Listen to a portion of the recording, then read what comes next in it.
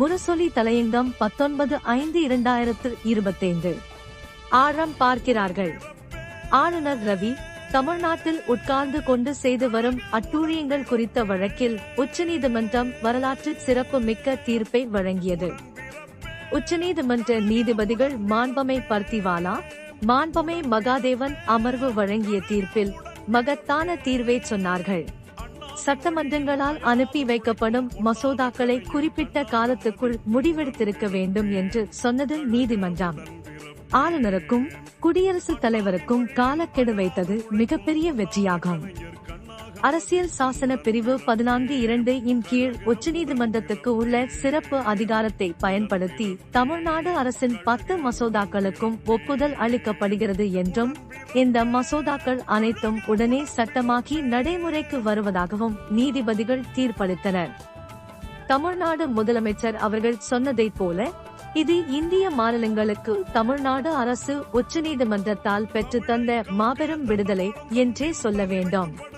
இது இங்கிருக்கும் ஆளுநருக்கு மட்டுமல்ல, ஒன்றிய பாஜக அரசுக்கும் நெருக்கடியை கொடுத்த தீர்ப்பு ஆகும். ஆளுநர்கள் மூலமாகத்தான் பாதி குடைச்சலை கொடுத்து வருகிறது பாஜக தலைமை. எனவே இந்த தீர்ப்புக்கு முட்டுக்கட்டை போட நினைத்தார்கள். தீர்ப்புக்கு எதிராக ஒன்றிய அரசு சீராய்வு மனு தாக்கல் செய்தால் உரிய பலன் கிடைக்காது என்று நினைத்தார்கள். எனவே குடியரசுத் தலைவரை விட்டு ஆழம் பார்க்கிறார்கள். குடியரசுத் தலைவர் மூலமாக விளக்கம் கேட்டு ஒன்றிய பாஜக அரசு உச்ச நீதிமன்றத்தை அணுகியுள்ளது. கடந்த 15ஆம் தேதியன்று 14 கேள்விகளை கேட்டு உச்சநீதிமன்றத்துக்கு கடிதம் அனுப்பியிருக்கிறார் குடியரசுத் தலைவர் திரௌபதி முர்மு. அவர் கேட்டுள்ள முக்கியமான கேள்வி என்பது மசோதாக்களுக்கு ஒப்புதல் அளிக்க அரசமைப்பு சட்டத்தில் காலக்கெடு இல்லாத போது நீதிமன்ற உத்தரவுகள் மூலமாக காலக்கெடு விதிக்க முடியுமா என்பதுதான். அரசமைப்பு சட்டத்தில் காலக்கெடு இல்லை என்பது உண்மைதான். அரசமைப்பு சட்டம் எழுதப்பட்ட காலத்தில் ரவி மாதிரியான ஆட்கள் ஒரு காலத்தில் ஆளுநர்களாக வந்து அட்டூழியங்கள் செய்வார்கள் என்று கருதி இருக்க மாட்டார்கள். ஆனால் இன்று அது தேவையானதாக இருக்கிறது. குஜராத் முதலமைச்சராக மோடி இருந்தபோது அவரால் நிறைவேற்றி அனுப்பி வைக்கப்பட்ட ஒரு மசோதாவுக்கு அன்றைய ஆளுநர் ஒப்புதல் அளிக்காமல் வைத்திருந்த போது மோடி கொந்தளிக்கவில்லையா? அதே கேள்வியைத்தான் இன்றைய முதலமைச்சர் அவர்களும் கேட்டுள்ளார்கள். இன்றைக்கு உச்சநீதிமன்றத்தை கேள்வி கேட்கிறார் குடியரசுத் தலைவர். எதை வைத்து காலக்கெடு போடுகிறீர்கள் என்று கேட்கிறார் குடியரசுத் தலைவர்.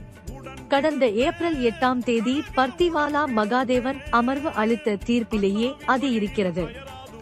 மசோதாக்கள் மீது ஒப்புதல் வழங்க உச்சநீதிமன்றம் கால நிர்ணயம் செய்தது ஒன்றிய அரசின் வழிகாட்டுதல் படிதான்.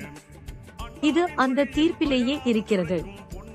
2016ஆம் ஆண்டு ஒன்றிய உள்துறை அமைச்சகம் வெளியிட்ட 2 வழிகாட்டுதல்களை ஏற்றுக்கொண்டு இந்த கால நிர்ணயம் செய்வதாக உச்சநீதிமன்றம் தீர்ப்பில் குறிப்பிட்டுள்ளது. 2016ஆம் ஆண்டு பிப்ரவரி 4ஆம் தேதி ஒன்றிய உள்துறை அமைச்சகம் ஒரு அலுவலக குறிப்பை வெளியிட்டுள்ளது. அதில் மாநில அரசுகளிடமிருந்து பெறப்பட்ட மசோதாக்கள் மீது 3 மாதத்துக்குள் கண்டிப்பாக முடிவு எடுக்க வேண்டும் என்பது உள்பட 5 வழிகாட்டி நெறிமுறைகளை வெளியிட்டுள்ளது.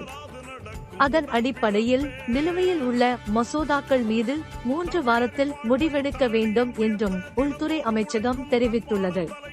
அதே தேதியில் மாநில அரசுகளுக்கும் அலுவலக குறிப்பு ஒன்றை அனுப்பியுள்ளது. அதில் மாநில அரசுகளிடமிருந்து பெறப்படும் மசோதாக்கள் மீது அதிகபட்சமாக 3 மாதங்களுக்குள் முடிவெடுக்க காலக்கெடு நிர்ணயிக்கப்பட்டுள்ளது. அமைச்சர்களுக்கு இடையே ஆலோசனை பெற அதிகபட்சமாக 1 மாதமும், ஒன்றிய அமைச்சகங்கள் எழுப்பும் சந்தேகங்களுக்கு மாநில அரசுகள் 1 மாதத்தில் விளக்கம் அளிக்க வேண்டும் என்று கூறப்பட்டுள்ளது. அப்படி விளக்கம் அளிக்காவிட்டால் அரசு எழுப்பிய சந்தேகத்தை மாநில அரசுகள் ஏற்றுக்கொள்வதாக கருதப்பட்டு முடிவுகள் எடுக்கப்படும் என்று தெரிவிக்கப்பட்டுள்ளது. மாநில அரசுகளின் நலனின் அக்கறை கொண்டு மாநில அரசின் சட்டங்கள் மீது காலக்கெடுவுடன் முடிவு எடுக்க அரசு அக்கறை கொண்டிருக்கிறது என்று மாநிலங்களுக்கு அனுப்பிய அந்த அலுவலக குறிப்பில் தெளிவாக குறிப்பிடப்பட்டுள்ளது. இந்த 2 அலுவலக குறிப்பையும் உச்சநீதிமன்றம் தனது தீர்ப்பில் பகிர்ந்துள்ளது. இவற்றை மேற்கோள் காட்டியே உச்சநீதிமன்றம் தீர்ப்பு வழங்கியுள்ளது என்பது தெளிவாகியுள்ளது. உள்துறை அமைச்சகத்தால் நிர்ணயிக்கப்பட்ட காலக்கெடுவை ஏற்றுக்கொள்வது பொருத்தமானது என்று நாங்கள் கருதுகிறோம். அத்தகைய பரிந்துரை பெறப்பட்ட தேதியிலிருந்து 3 மாதங்களுக்குள் ஆளுநரால் பரிசீலனைக்காக ஒதுக்கப்பட்ட மசோதாக்கள் குறித்து குடியரசுத் தலைவர் முடிவு எடுக்க வேண்டும் என்று பரிந்துரைக்கிறோம் என்று தீர்ப்பில் மிக தெளிவாக தெரிவிக்கப்பட்டுள்ளது. மசோதாக்களுக்கு ஒப்புதல் வழங்க கால நிர்ணயம் செய்வது அரசியல் சாசனம் 201க்கு முரணானது அல்ல. அரசின் அலுவலக குறிப்புகள் இரண்டும் அரசியல் சாசன பிரிவு 201 நோக்கத்துக்கு எதிரானது அல்ல, அதனுடன் ஒத்துப்போகிறது என்பதை வெளிப்படுத்துகிறது என்று உச்சநீதிமன்ற தீர்ப்பில் தெரிவிக்கப்பட்டுள்ளது.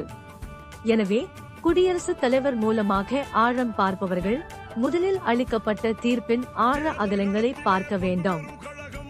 அண்ணாவின் வழியில் அயராது உழைக்கும் பொன்னான கலைஞர் கண்ணாக மதிக்கும் உடன்பிறப்பே, கழக உடன்பிறப்பே, உடன்பிறப்பே.